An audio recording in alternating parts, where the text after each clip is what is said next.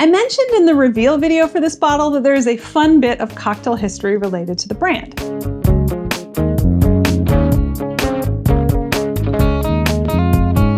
Hello and welcome to My Tiny Bottles, the project where I'm exploring my grandmother's legacy of miniature liquor bottles, one tiny bottle at a time.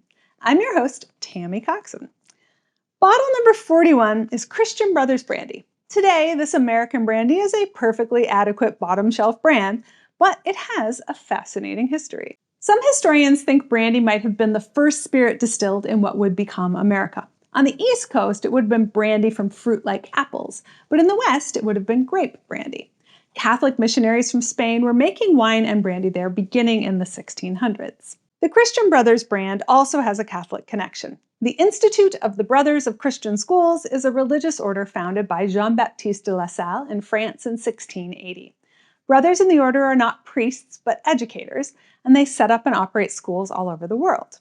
In 1868, they came to California and founded a community in Martinez, where they started making sacramental wine, primarily for their own uses. In 1930, they moved to a new location in Napa, which included vineyards and a winery. After the repeal of Prohibition, the brothers decided to start making wine commercially in order to fund their educational projects. To head up this project, they recruited brother Timothy Diener, who was a young science teacher from the order, and asked him if he'd like to head up the winemaking operations.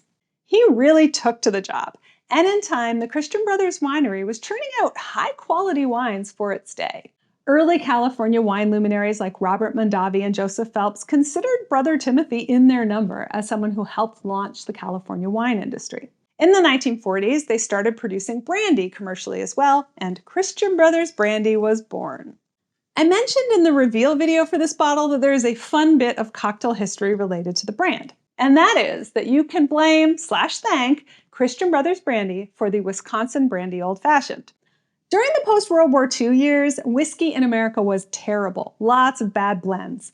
And while for many people that caused them to turn to Scotch or Canadian whiskey, some Wisconsin liquor distributors got word that Christian Brothers Brandy had an aged cache of brandy.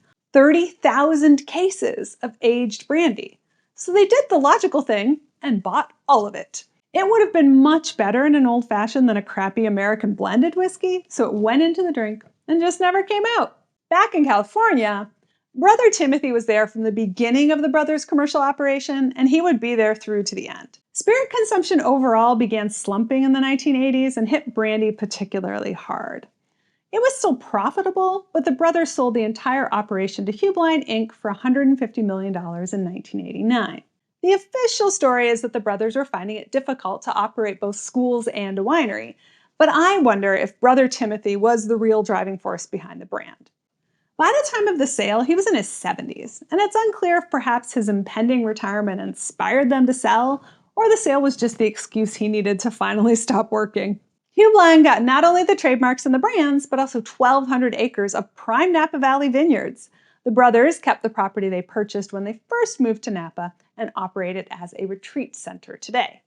My bottle is from the Huebline period, specifically 1989 to 1996, because as I talked about when I told the story of Huebline in bottle number 26, Boggs Cranberry Liqueur, by 1996 the Huebline name was defunct. As an 80s or 90s bottle, it's plastic, and thus half empty, so I don't have high hopes for when I get around to tasting this fun little piece of American history. Do you have a Christian Brother Brandy story to share? Leave a comment below. While you're there, don't forget to subscribe. You can find out more about this bottle and all the bottles at mytinybottles.com and follow @mytinybottles on Instagram and Facebook. Cheers!